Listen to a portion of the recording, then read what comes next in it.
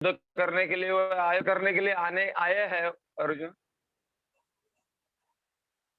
लेकिन उनका युद्ध करने का कोई इच्छा नहीं है, क्योंकि वो एक वैष्णव बोलते हैं, वैष्णव जन को देने पहिए जे पीर पड़ाई जाने रे। तो वो वैष्णव है, तो उनको इच्छा नहीं है जानबूझकर किसी को मारने की। तो जैसे कि हम चर्चा कर रहे थे कि सारा कुछ प्रयास हुआ युद्ध को रोकने का, सारे प्रयास के बाद में ये निर्णय लिया गया कि अभी युद्ध करना है। तो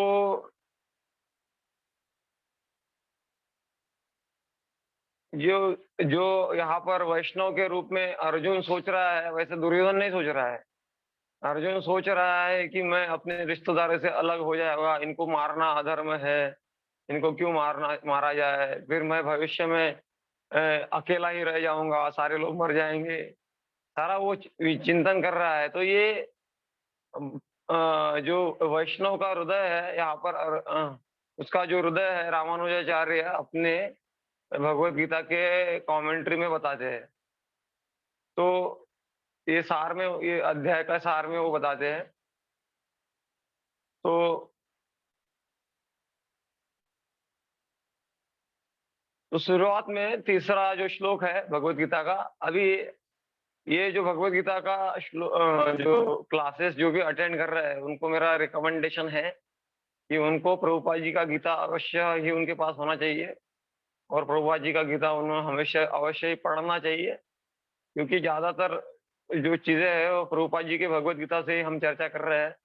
और आपने अगर एक बार भगवत गीता पढ़ी है, तो आपको ये समझने में जो है बहुत मतलब आसान जाएगा। तो दुर्योधन ने तीसरे श्लोक में क्या, क्योंकि हम सारे श्लोकों को एकदम डिटेल में नहीं जा सकते, क्योंकि 108 इसमें ही हमको गीता कंप्लीट करनी है और आधा घंटे का ही क्लास है। तो तो दुर्योधन ने क्या किया, पॉइंट आउट किया, मतलब बताया द्रोणाचार्य को, क्या बताया? ये श्लोक हम पढ़ते हैं। पश्येतां पांडुपुत्राणाम् आचार्य महतिं च मुं व्यूढां द्रुपदपुत्रेण तव शिष्येन धीमता। वो क्या बोल रहा है? पश्येतां पांडुपुत्राणाम् आचार्य हे आचार्य देखो, पांडवों के पुत्रों को देखो और उनके साथ-साथ में उनको भी देखो, व्यूढां द्रुपद पुत्रेण तव शिष्येन धीमा, और वो द्रुपद के पुत्र को भी देखो। हाँ, द्रुपद का पुत्र क्या? धृष्टद्युम्न, उसको भी देखो। कौन है? वो आपका ही शिष्य है। तो यहाँ पर क्या है, क्या कर रहे हैं? द्रोणाचार्य को इनडायरेक्टली क्या कर रहे हैं? दुर्योधन उकसा रहे हैं और बोल रहे हैं कि देखो आपकी गलती देखो, किसको आपने शिष्य बनाया, जो हमारे अगेंस्ट में खड़ा हो गया। अभी ये धृष्टद्युम्न कौन है, तो इसके बारे में अभी महाभारत में कथा है, पूरा डिटेल में नहीं जाएंगे, लेकिन थोड़ा शॉर्ट में, ये धृष्टद्युम्न है द्रुपद महाराज का लड़का। द्रुपदी और द्रौपदी और धृष्टद्युम्न जो है, दोनों एक साथ यज्ञ के द्वारा पैदा हुए। तो ऐसा है कि द्रुपद महाराज और द्रोणाचार्य गुरुकुल के मित्र थे और गुरुकुल में अच्छी मित्रता थी। और फिर द्रुपद महाराज ने द्रोणाचार्य को बोला था, जब गुरुकुल में मित्र थे, कि जब मैं बड़ा बन जाऊंगा, राजा बन जाऊंगा, तो आधा राज्य तुमको दे दूंगा। तो द्रोणाचार्य ने कहा था कि देखो तुम बोल रहे हो, लेकिन ये पूरा राज्य मुझे फिर एक बार बोल दिया तो तुमको देना पड़ेगा। नहीं नहीं, तुम मेरे बहुत अच्छे मित्र हो, मैं आधा राज्य तुमको दे दूंगा। लेकिन आगे चल के जो द्रुपद महाराज राजा बने और फिर द्रोणाचार्य उनके पास में गए, तो फिर वो डर गए शर्म के मारे, अरे ये तो मेरा बचपन का मित्र है, अभी मेरे शर्म, उसको उनको शर्म लगने लग गई। तो उनको बोला कि इनको कोई दान दक्षिणा देके भगा भगा दो यहाँ से। तो फिर द्रोणाचार्य को बहुत बुरा लगा कि मेरा दोस्त मेरे को पहचान भी नहीं रहा है, रिश्ते भी नहीं दिखा रहा है, रिश्ता भी नहीं दिखा रहा है। तो उनको बुरा लगा, फिर उन्होंने पांडवों को ट्रेन किया, अच्छा, और अपना शिष्य बनाया, और आगे चल के वही जो अम, पांडवों के माध्यम से फिर द्रुपद को हराया और उनके उनको सर झुकाने के लिए मजबूर कर दिया द्रोणाचार्य के सामने। तो फिर द्रोणाचार्य बोले कि देखो कि तुमको तुम्हारा जो राज्य, इनका अहंकार था तुमको, अभी किसका है? मेरा है।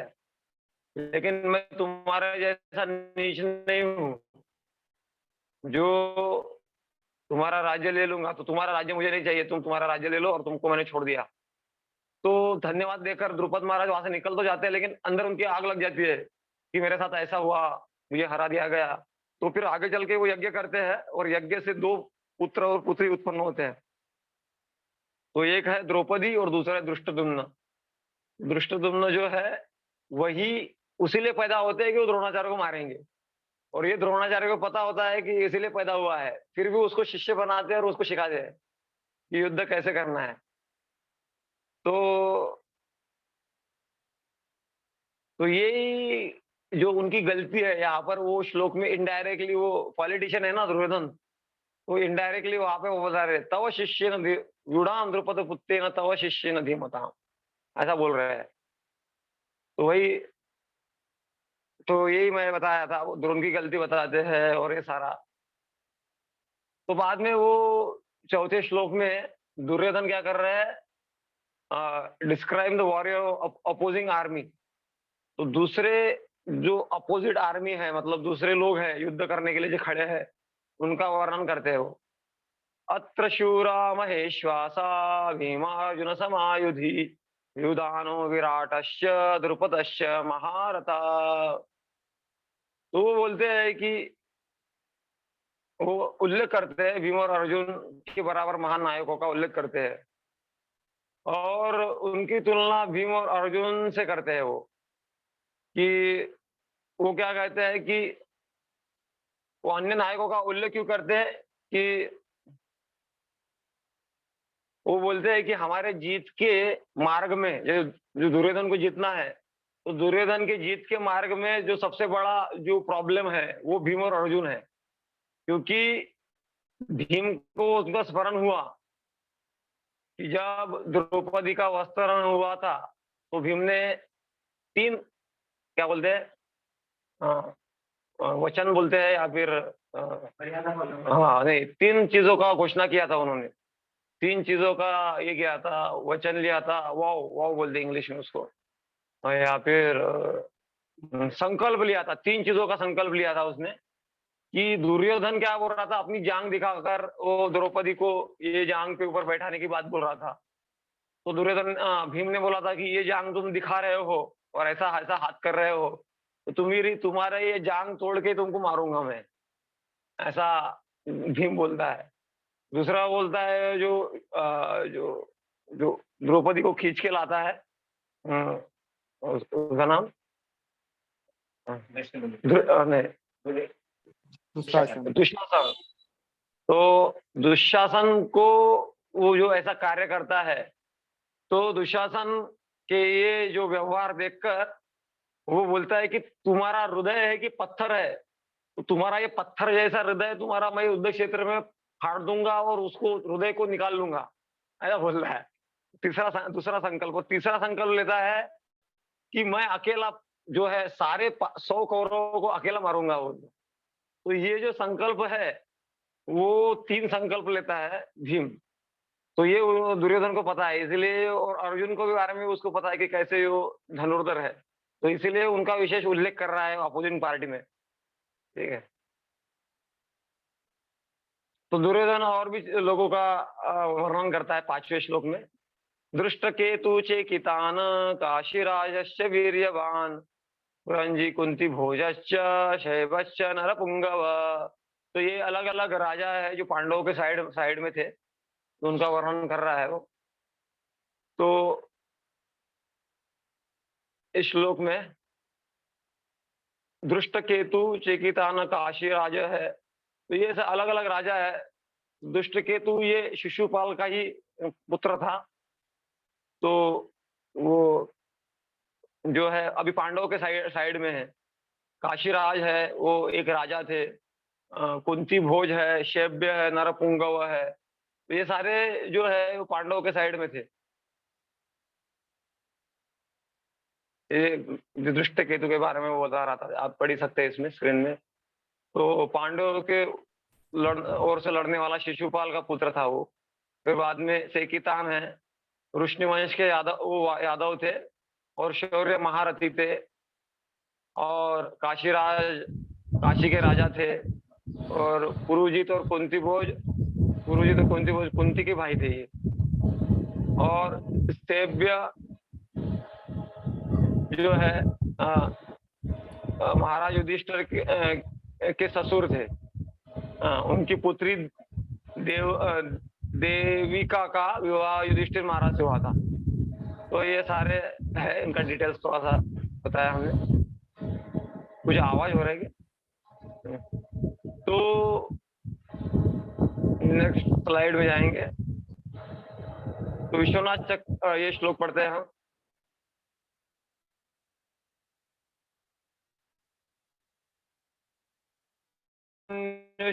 विक्रांत उत्तमो याश्च वीर्यवान सौभद्रो द्रौपदेयाश्च सर्व एव महारथा।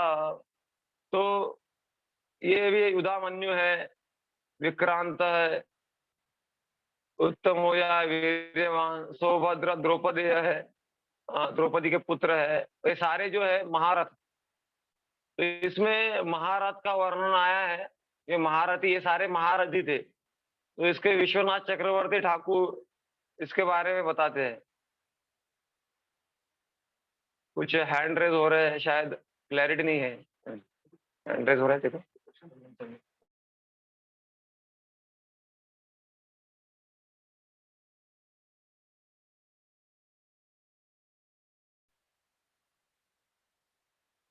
हरे कृष्णा।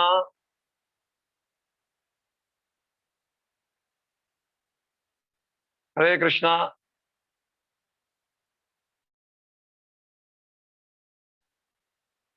हरे कृष्णा।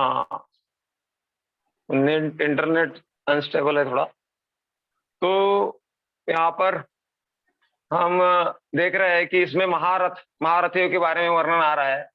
तो हमारे विश्वनाथ चक्रवर्ती ठाकुर महारथियों के बारे में बताते हैं। महारथी कौन है? जो 10,000 योद्धाओं के साथ में एक साथ लड़ सकता है, उसको महारथी बोलता है। फिर एक होता है अतिरथी। अतिरथी मतलब वो 1,000 से 10,000 तक योद्धाओं के साथ में लड़ सकता है। पर एक होता है एक रथी, मतलब एक रथ वालों के साथ में वो लड़ सकता है। एक रहता है अर्धरथी, मतलब एक जन के लड़ने के लिए उसको 2 जन चाहिए साथ में, तो उसको बोलते हैं अर्धरथी। इस प्रकार से, लेकिन यहाँ पर कौन से थे? महारथी थे। तो इस प्रकार से दुर्योधन जो है वर्णन कर रहा है। तो आगे बढ़ते हैं हम।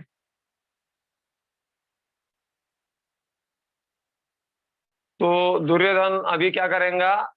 उनको लगेगा कि मैं अपोजिट पार्टी को ही गुणगान कर रहा हूँ, मतलब पांडवों के बारे में बता रहा था ना अभी तक, उनके पार्टी में कौन कौन है। तो उनको लगा कि अपने जो पार्टी वाले हैं, भीष्म पितामह को लीड कर रहे हैं, वो डिस्करेज ना हो जाए, तो इसके लिए अपने फिर पार्टी का भी वर्णन कर रहा है। तो 7वां श्लोक है, अस्माकं तु विशिष्टाये तन्निबोध द्विजोत्तम नायका मम सैन्यस्य संज्ञार्थ तान् ब्रवीमि ते। तो वो अभी क्या करेंगे? अपने पार्टी में कौन कौन है उनके बारे में वर्णन करेगा। तो दुर्योधन अपने पार्टी के लोगों का नाम लेता है। वो बोलता है, श्लोक 8 नंबर का श्लोक है, भवान भीष्मश्च कर्णश्च कृपश्च समितिं जय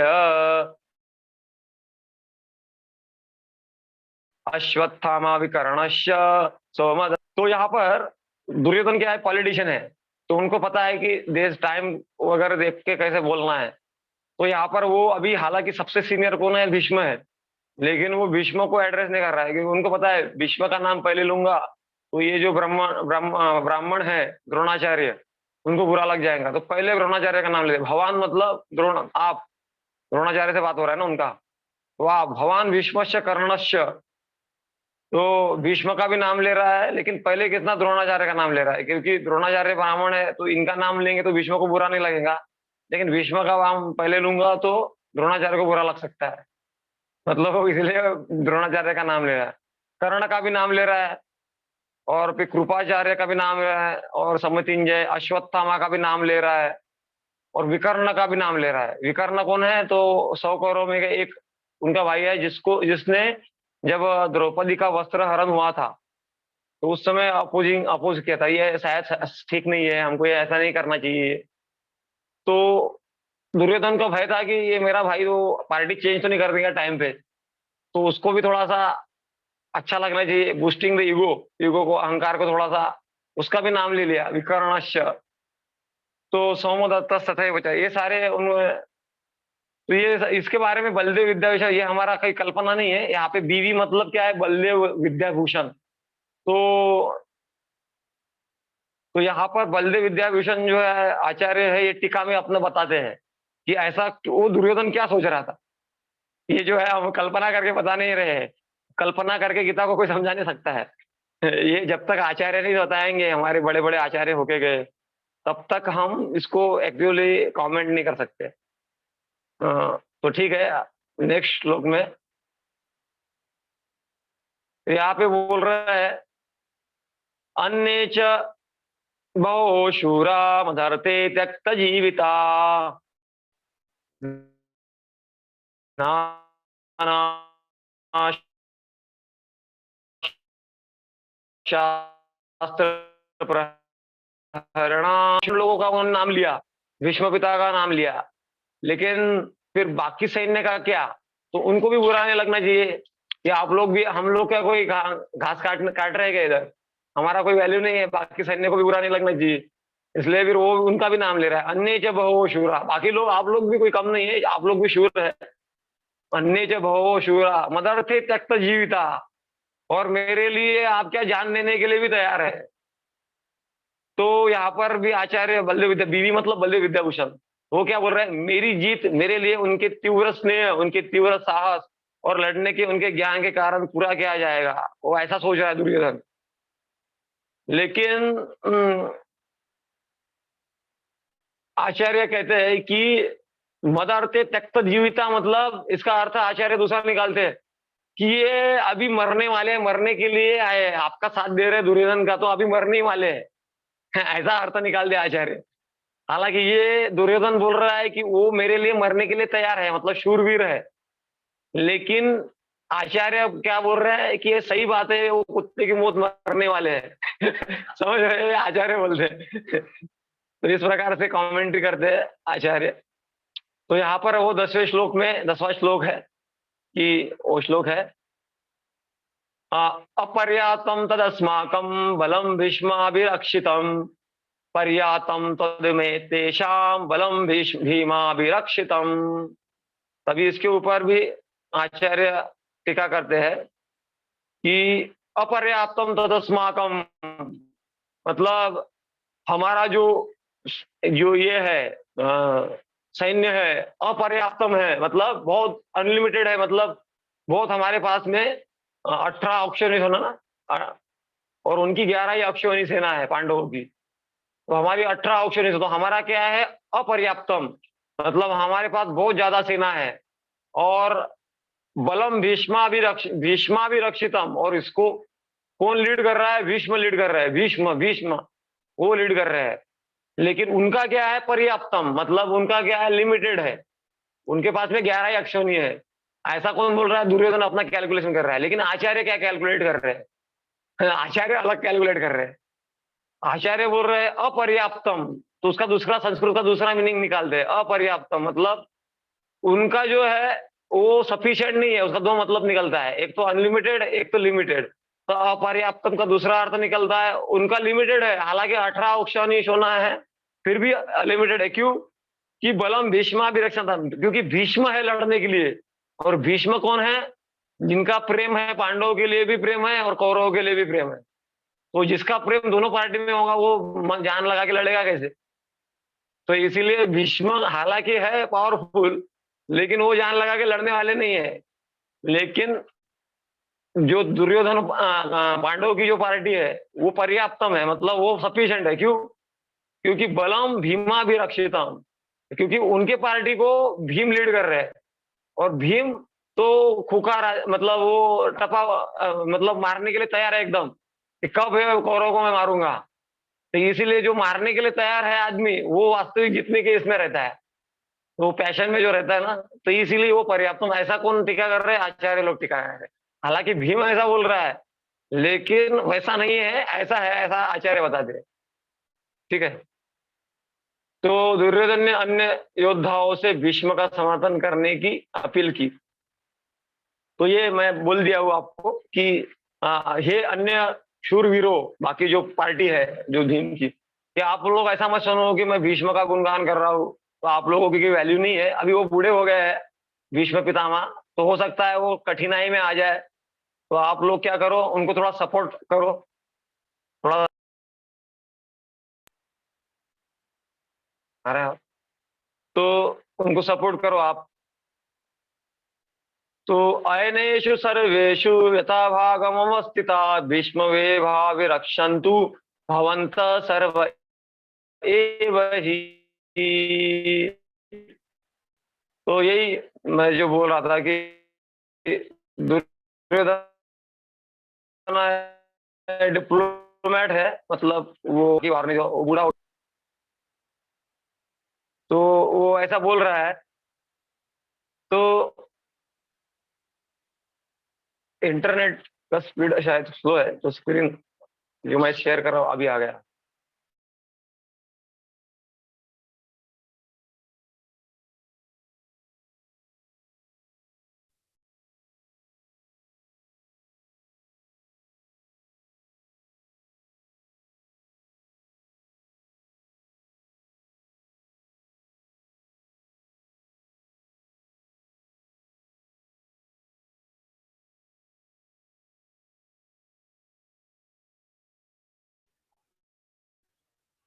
प्रभु जी आवाज नहीं आ रही।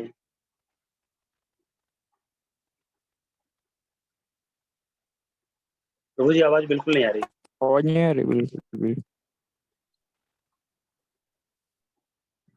हाँ, अभी सुनाई।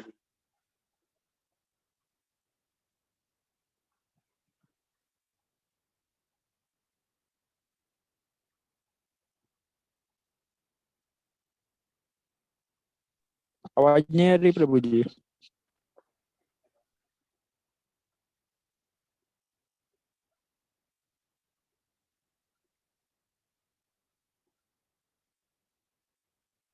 कुछ भी आवाज नहीं आ रही।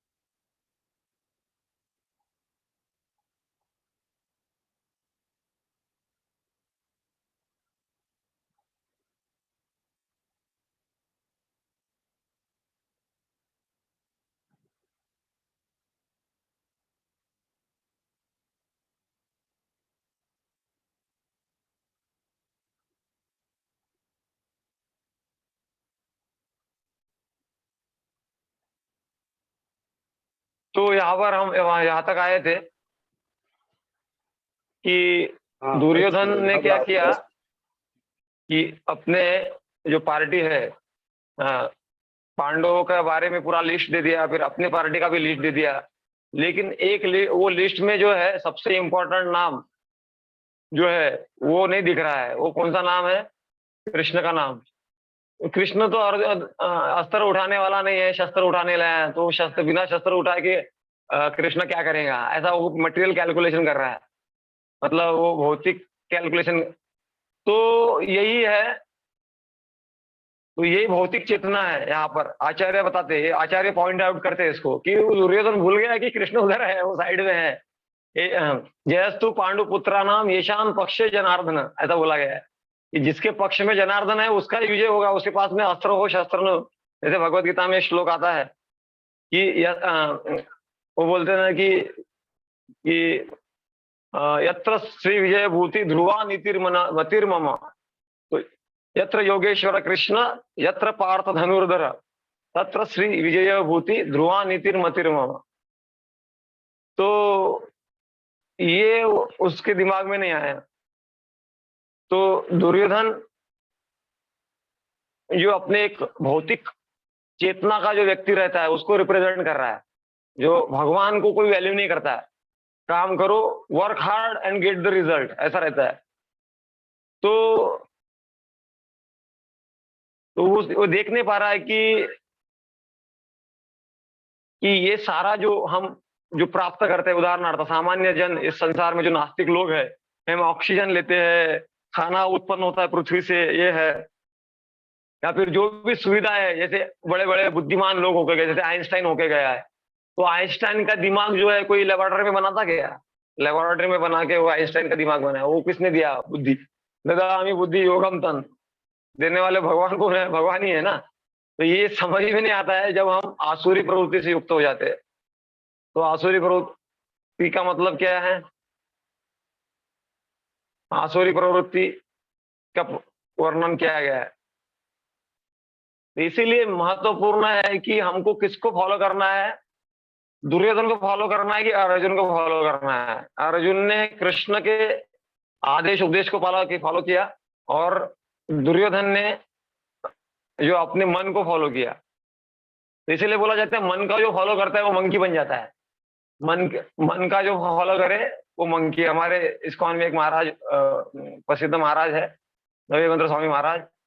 तो बोलते हैं जो मन का करे वो मंकी, या फिर या फिर वो बोलते हैं मन मोजी माया का फौजी, ऐसा बोलते हैं। तो सही बात है, क्योंकि तो इसीलिए गीता जब तक नहीं पढ़ेंगे, समझेंगे नहीं कि क्या है, तो थोड़ा टाइम लिमिट थोड़ा क्रॉस होगा। बीच में थोड़ा वीडियो ये हो गया था हमारा।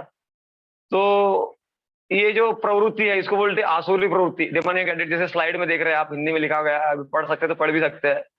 तो ये भगवत गीता के 16वें अध्याय 11वें श्लोक 12वें श्लोक के जो थोड़ा रिप्रेजेंट करता है। वो इदम अब्दमया लब्धम इदम प्राप्से पुनर्धनम इदम अस्तित्वमपि में भविष्यति पुनर्धनम। मैंने अभी 1 करोड़ रुपए कमा लिया है, या फिर 1 लाख कमा लिया है, फिर मैं कुछ दिनों बाद में 1 करोड़ कमाऊंगा, फिर और 10 करोड़ रुपए कमाऊंगा। तो तो ये प्लानिंग रहता है ना भौतिक प्रवृत्ति का, मैं ऐसा करूंगा, फिर बाद में कि हनिश्चय चावरा, शत्रु को मैंने मार दिया है, ये मेरा कॉम्पिटिटर मार्केट में आ गया है, अभी मैं इसका टांग खींचूंगा, इसको आगे बढ़ने नहीं दूंगा। एक शत्रु को तो मैंने हरा दिया है, अभी दूसरा शत्रु बाकी है, अभी उसको भी मैं ये कर दूंगा। तो ये भौतिक प्रवृत्ति है। ये भगवत गीता में आशा पाश शतेर बद्धा काम क्रोध परायणा इहंते काम भोगार्थम अन्य अर्थ अन संचया। आशा पाश शतेर बद्धा, आशाओं से वो बंधे रहते हैं, अलग अलग आशाओं से, और उसके लिए दौड़ते रहते हैं। क्यों दौड़ रहे हैं, कैसे दौड़ रहे हैं पता नहीं, लेकिन दौड़ते रहते हैं। और फिर काम क्रोध परायण, काम और क्रोध के परायण रहते हैं वो। और यंते काम भोगार्थम, वो काम भोग को अभिलाषा पूर्ण करने के लिए अन्य, ये आएगा आगे 16वें अध्याय में वर्णन है इसका, लेकिन ये रिलेवेंट है इसलिए कोट किया गया जा रहा है यहाँ पर। अन्याय ना अर्थ संचयन, फिर अन्याय से अर्थ संचयन करते हैं फिर। हाँ, मतलब लाए कराए डाय, कुछ भी करो पैसा कमाओ, समझे।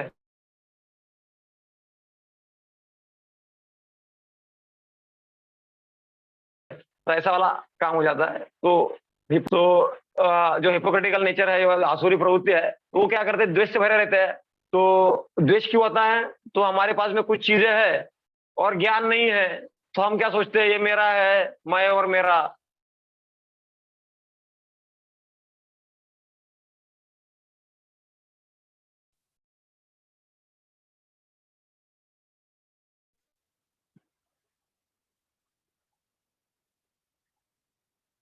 हरे कृष्ण प्रभु, फिर आवाज।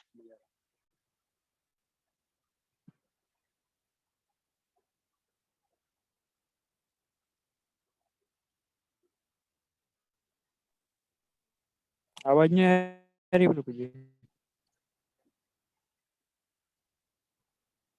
नेटवर्क कुछ इशू। एक मिनट, वो काम कर रहे हो, उनका मोबाइल का प्रॉब्लम हो।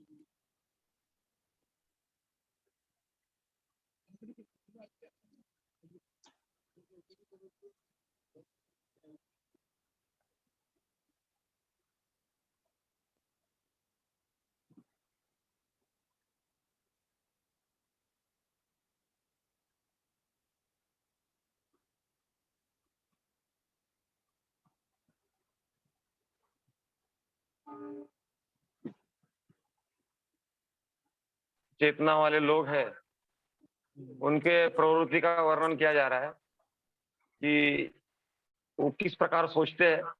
तो ठीक है, अभी समय हमारा होते जा रहा है, ठीक है, फिर भी इसे इसमें तो हमने कवर कर लिया है, इसको मैं बता दिया हूँ। तो यहाँ पर पांडवों का जो स्ट्रेटेजी है और दुर्योधन का जो स्ट्रेटेजी है, इसमें वर्णन किया जा रहा है कि पांडवों का जो स्ट्रेटेजी है और दुर्योधन का जो स्ट्रेटेजी है, उसमें क्या प्रॉब्लम है। तो दुर्योधन का स्ट्रेटेजी ऐसा था कि उसने एक ही व्यक्ति को लीडर बना दिया था और सारा उसी के अंडर में है।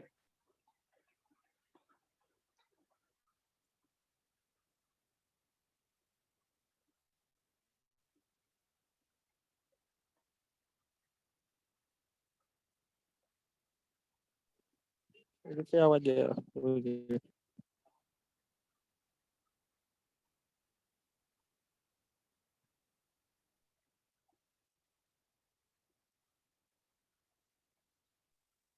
आवाज नहीं आ रहा प्रभु जी।